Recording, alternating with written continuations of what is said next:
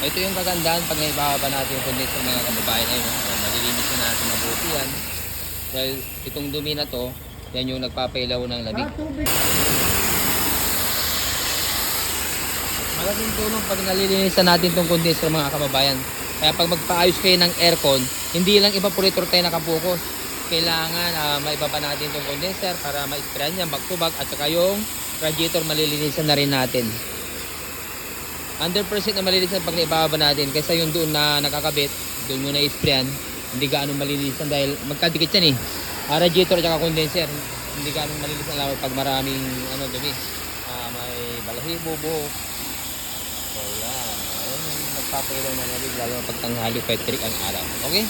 Palamigin natin doon, ipakondisyon natin doon. Yan o, pakimasin natin na i-sprayan yan.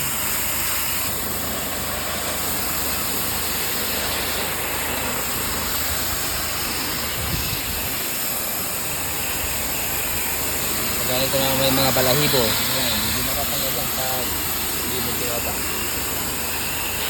Saka yan, hindi pa ma-uyup yung pins niya. Dahil pag doon na natagabit na doon mo na-sprayan, may possible na mayup yung pins. Okay, condition na natin yun. So dito yan. Okay, thank you.